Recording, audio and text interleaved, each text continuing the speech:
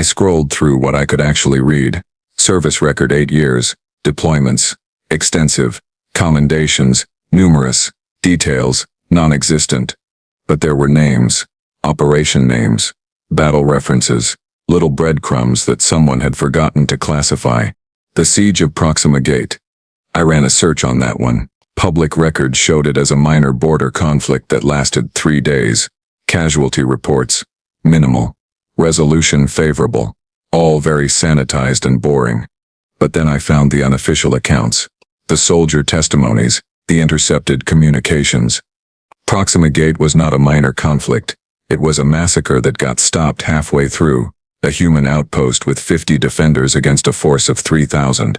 They held for 72 hours until reinforcements arrived. The soldier accounts all mentioned the same thing. Someone kept adjusting their defensive strategy in real time, turning every enemy advantage into a death trap. They called her the Ghost because she seemed to be everywhere at once. 50 defenders, 3,000 attackers, final human casualties, 4. Enemy casualties, I stopped counting after 2,000. Okay, so maybe not a fluke. I kept digging, found another reference, the Kartheen Uprising. This one, I actually remembered hearing about, a prison revolt on a maximum security station. Inmates took over the facility, including the armory. They had hostages, shields, and enough firepower to hold off a fleet. The standoff lasted 6 weeks, until someone went in alone and ended it in 14 hours. The reports did not say who, just that unorthodox extraction protocols were employed and that minimal collateral damage was achieved despite circumstances. But the rumor boards told a different story.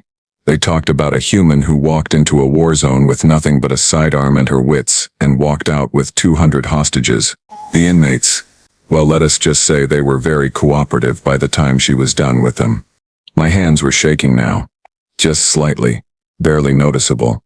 I told myself it was low blood sugar. Then I found the last one, Operation Bleeding Edge.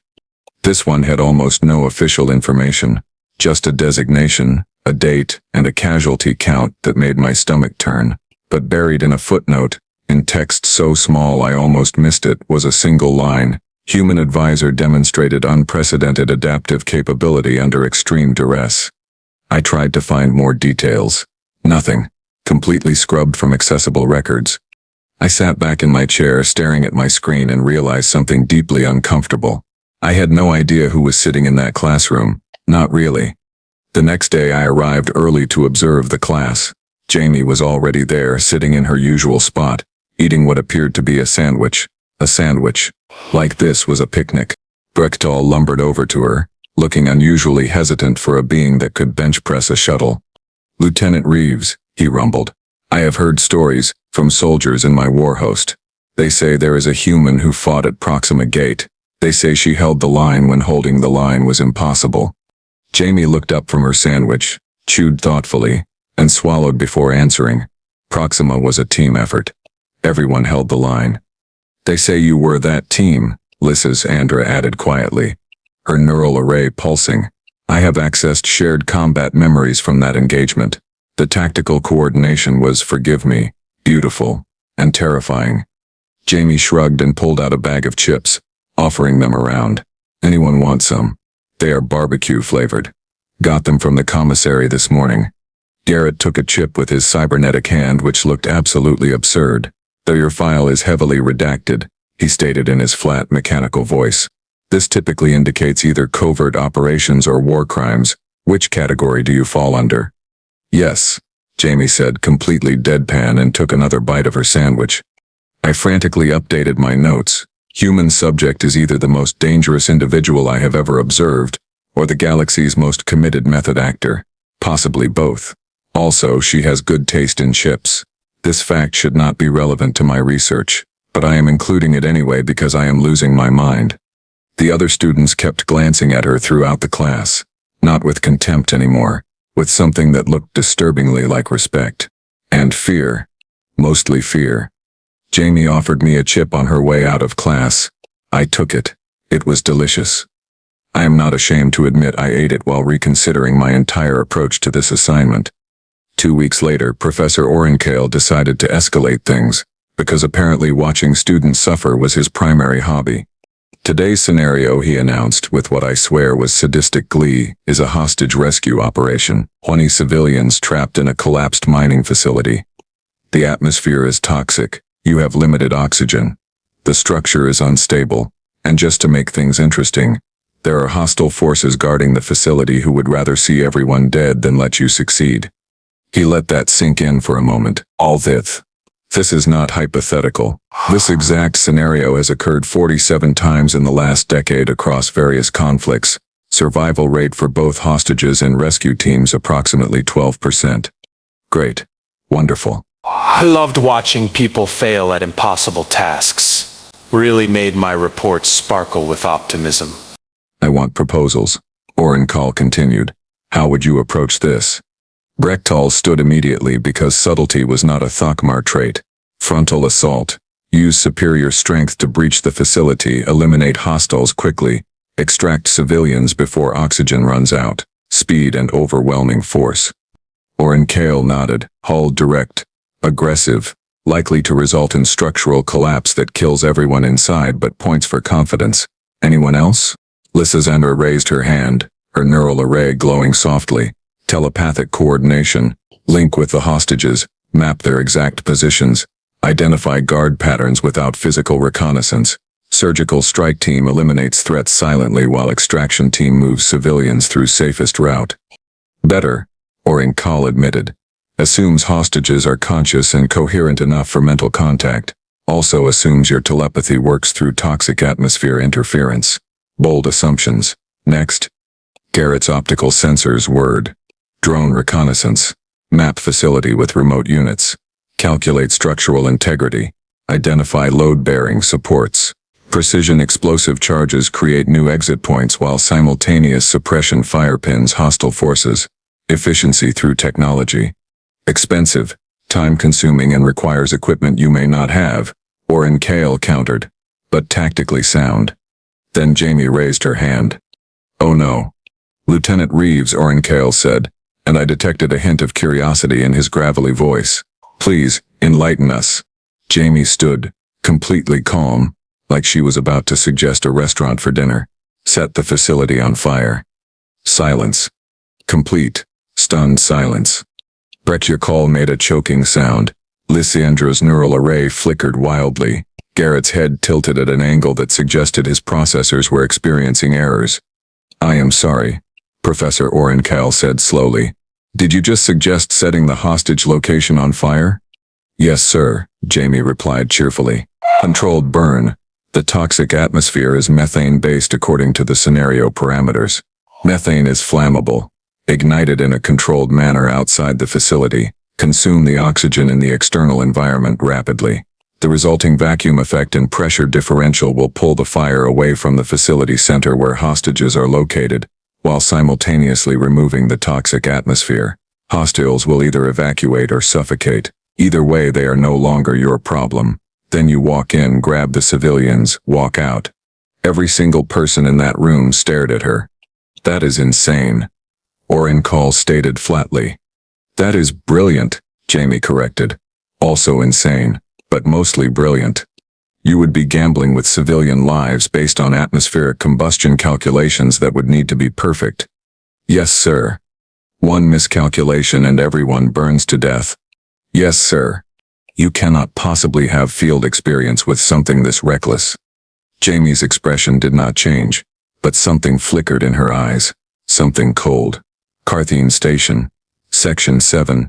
Methane leak from the mining processors. 12 hostages. 4 guards. I had 90 seconds before the whole section exploded anyway. She paused.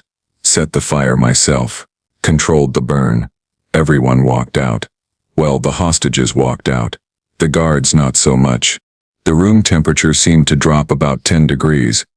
Operation Bleeding Edge, she continued, her voice taking on a distant quality.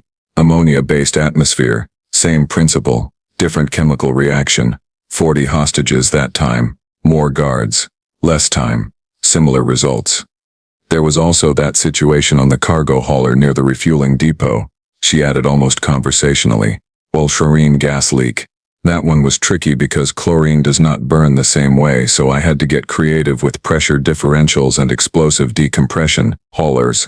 There was also that situation on the cargo hauler near the refueling depot, she added almost conversationally. But the math is essentially the same once you account for molecular weight and combustion temperatures. She sat back down. Would you like me to run the simulation, or should we keep discussing theory? Professor Orenkal just gestured weakly toward the simulation pods. Jamie climbed in. The scenario loaded. I watched my screen with a mixture of fascination and horror.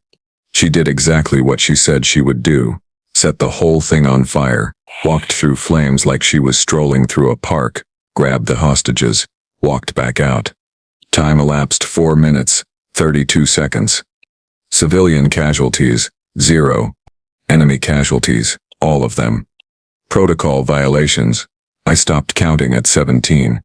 When she climbed out of the pod, Professor Orenkal was making a sound that might have been laughing or crying. Possibly both. You are either a genius or criminally insane, he finally managed. My therapist says I can be both, Jamie replied, completely serious. I looked at my datapad. My hands were shaking again. I had written only one sentence. I am not qualified to observe this human. Nobody is qualified to observe this human. Send help, or fire suppression equipment. Preferably both. My worldview was not just cracking, it was actively on fire. Much like everything Jamie Reeves apparently touched. After class, a group of students gathered in the Academy's common area, which was essentially a glorified cafeteria with better furniture and worse coffee. Positioned myself nearby, pretending to work on my datapad while absolutely eavesdropping. What? It is called participant observation. It is called participant observation. Very legitimate research methodology. Jamie was there, naturally working her way through what appeared to be her third sandwich of the day. The woman ate like she was preparing for hibernation. Brechtel approached first because apparently near-death experiences in simulations made him chatty. Lieutenant Reeves. I must know. Proxima Gate. The stories cannot possibly be true. Jamie looked up, chewing thoughtfully. Which stories? There are like 6 different versions floating around. In one of them I apparently fought off the entire assault with a soup spoon in harsh language. The one where 50 humans held against 3,000 Krennic shock troops for 3 days, Lysandra said quietly, joining them. Her neural array pulsed with curiosity. Oh, that one. Jamie took another bite of sandwich. Yeah, that one is mostly true. Except it was not just humans. We had 2 Valkyrian advisors, a Thokimar liaison, and this absolutely terrifying Xylith tactical coordinator named Venica. Honestly, she did most of the heavy lifting with the coordination stuff. But you held the line, Garrett stated, his optical sensors focusing intently on her. Jamie shrugged. We held a fortified position against an enemy that kept using the same 3 attack patterns. After the first day, it was basically just pattern recognition and resource management. Not exactly heroic, more like tedious. Tedious, Brechtel repeated, his voice flat with disbelief. You call surviving 3 days against overwhelming odds tedious? I mean, yeah? Jamie gestured with her sandwich. Day 1 was exciting. Day 2 was concerning. Day 3 was just annoying because we were out of coffee and everyone was cranky. You know what nobody tells you about heroic last stands? They are incredibly boring 90% of the time. Just sitting there, waiting, drinking terrible recycled water and hoping the enemy does something predictable. But the casualties, Lysandra pressed. The reports say you only lost 4 people. Jamie's expression shifted. Not much, just a tiny flicker of something darker. Yeah. Jenkins, Martinez, Okoro and Tukhal, the Valkyrian. She was quiet for a moment. We held the line, but holding the line has a price. The mood sobered instantly. How did you do it? Garrett asked. Tactically. What was your strategy? Jamie sighed, set down her sandwich, and leaned back. Okay, fine, story time. But this does not leave this room, because technically, what I did violated about 47 different military protocols, 3 interstellar warfare conventions, and possibly the laws of decent behavior. Everyone leaned in. I leaned in. Even my datapad seemed to lean in. Day 2. Around hour 36, We realized we were not going to make it to reinforcements unless we changed something fundamental about the tactical situation. The enemy had us surrounded. They had superior numbers, and they were grinding us down through attrition. Standard doctrine says you hold position, maintain discipline, wait for relief. She paused. I did not do that. What did you do? Brechtel asked. I noticed their ammunition depot was poorly defended because they assumed we could not possibly reach it. So I took 3 volunteers. We went outside the perimeter at night, crawled through 2 kilometers of hostile territory and blew up their entire supply chain. The silence was deafening.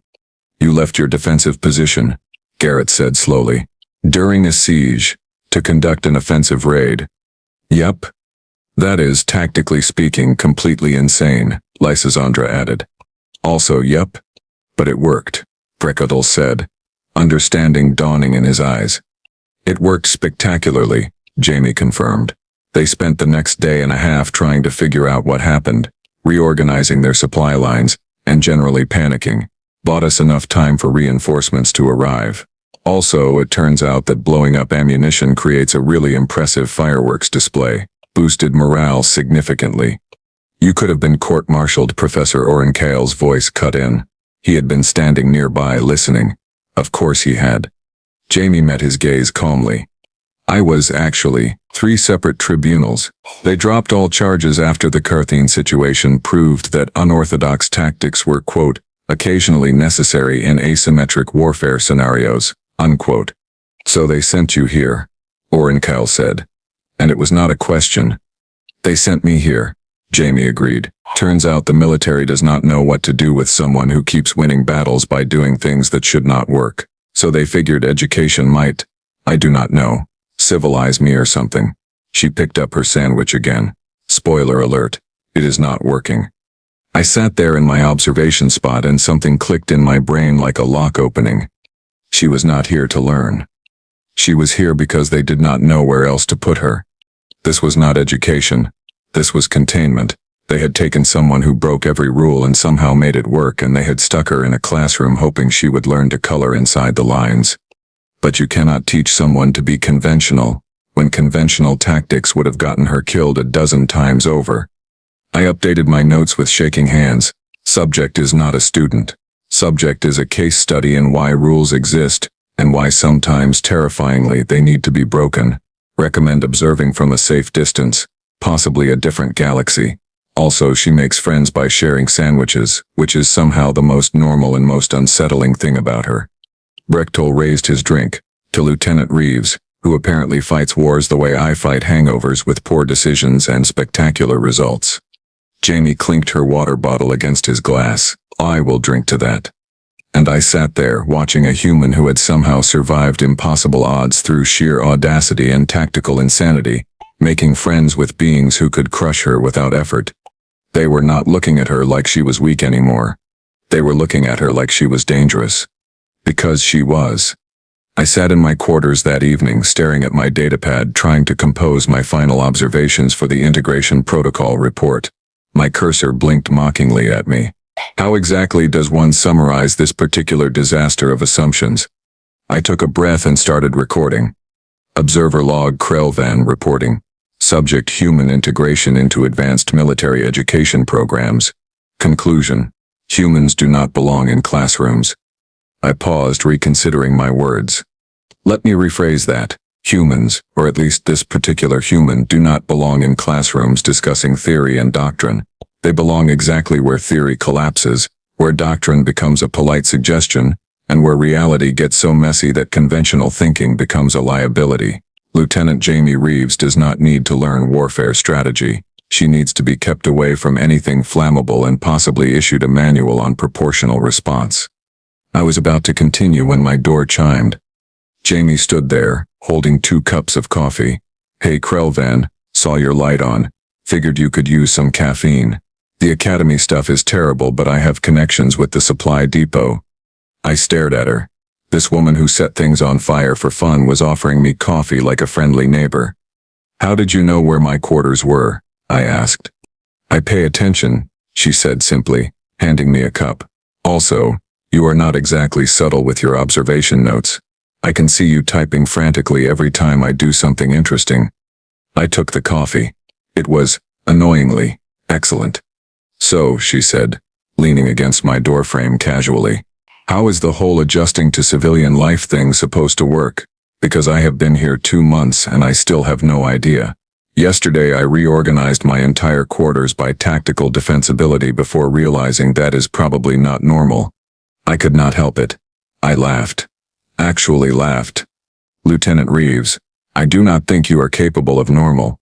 Yeah, she agreed cheerfully. My therapist says the same thing. But hey, at least I have not blown anything up on campus yet. That is progress, right? Yet I emphasized. You said yet. I said what I said. She grinned and pushed off the doorframe. Anyway, enjoy the coffee. Try not to write anything too mean about me in your report. I am sensitive. She left, and I sat there holding my coffee, absolutely certain that she was about as sensitive as a tactical nuclear weapon. I turned back to my recording. Final observation. If humanity produces more individuals like Lieutenant Jamie Reeves, the galaxy should be very afraid, or possibly invest heavily in fire insurance. I am uncertain which is more appropriate. Either way, I am sleeping with one eye open for the remainder of this assignment. Not because I fear for my safety, but because I genuinely cannot predict what she will do next, and that terrifies me more than any weapon system I have ever documented. I took a sip of coffee. Delicious. Absolutely delicious. Addendum. She makes excellent coffee. This should not be relevant to military integration protocols, but I am including it because if we are all going to die in some spectacular fireball of her creation, at least we will be well caffeinated. Krell'van out. I closed the recording and looked out my window at the academy grounds.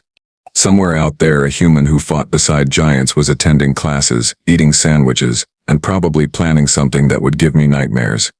And somehow that was the galaxy we lived in now. I raised my coffee cup in a silent toast to the absurdity of it all. Welcome to the future. Please keep your arms and legs inside the vehicle at all times, and for the love of all that is holy, do not give the humans any matches.